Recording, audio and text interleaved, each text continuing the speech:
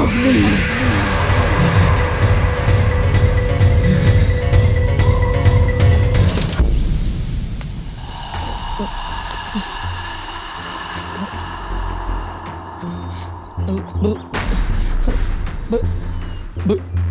भूतनी जी हमरा के माफ कर दी। हम जानबूझ के ना, हम गलती से लाइन मारले रहनी। हम जानते ना रहनी कि रउआ भूत है। देखी भाऊजी के क्रिया, माई क्रिया, हम अब रउआ के सपनों में ना याद करब। हमार जान बो कस दी, हमरा के घरे जाए दी, हमरा के घरे जाए दी। बाय भाग रहे।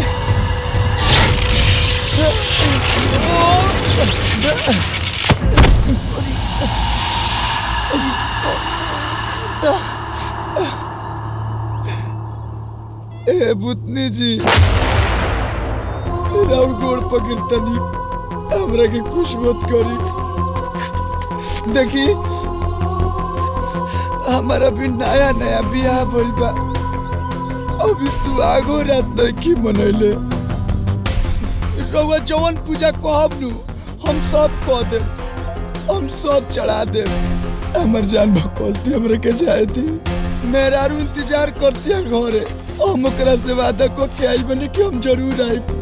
जाए दी। तहार जान लेवे के हमार कोनो इरादा नहीं खे।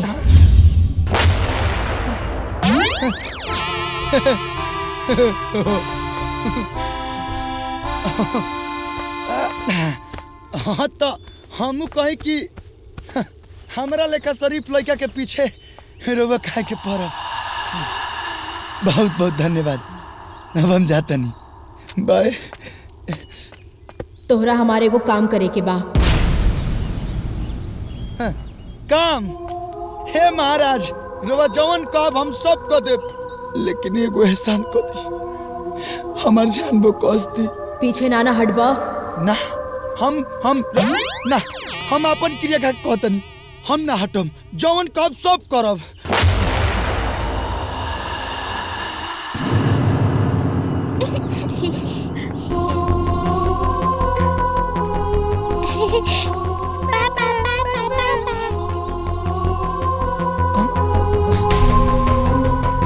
ई दोनों हमार लइका हवसन। बाकी आज से इन्हीं के लालन पालन तोहके आपन लइका मान के करे के बा।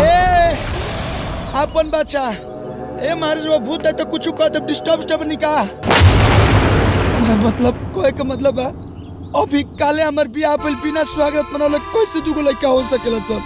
ए भूतनी जी देखी घरे माई बाबूजी मार के मुआ दी हमके।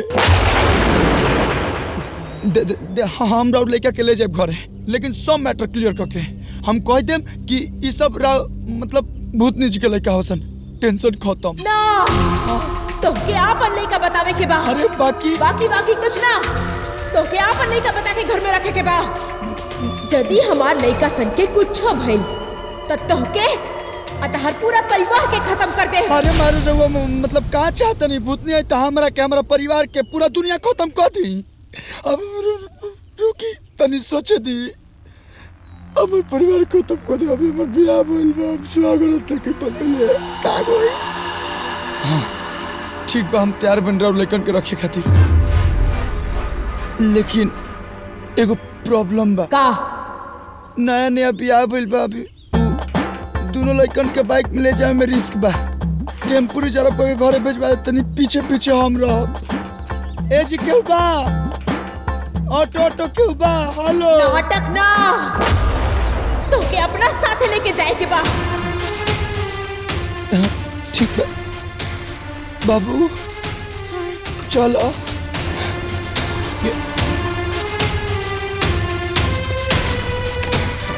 और याद रखिए हमार दोनों लड़का अकेले ना बा। हमार साया इनका साथे हमेशा रही। हाँ रही। ठीक बा, इतना मत डरवाई कि बाइक को ना चला पाई।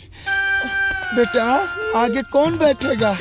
हाँ तुम बैठो। हम पीछे बैठे। पीछे बैठो। अरे वो चिंता मत करो, हमें लोग के ख्याल रखो।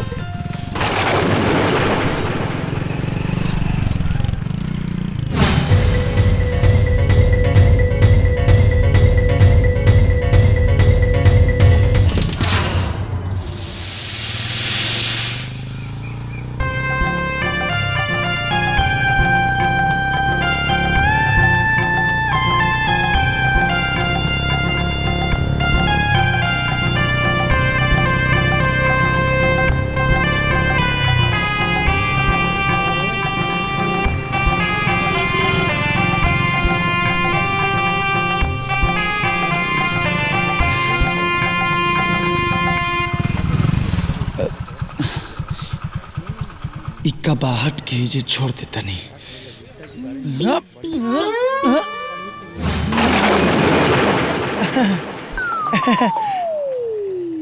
हम छोड़त ना रहनी। ऊ हमार दोस्त के दुकान है नु, चिप्स वाला हमार दोस्त था। ए सुरेश, हाँ भैया, तंदू को चिप्स लाई बा दे तनी। बबुअन के भूख लाग गइल नु, कबे से बाइक पर घुमाता रसन। ले जा पैसा बाद में लिया जा। एगो तूला बाबू। खियावत पियावत ले जाए तनी। रउआ चिंता मत करी, रउआ जाई।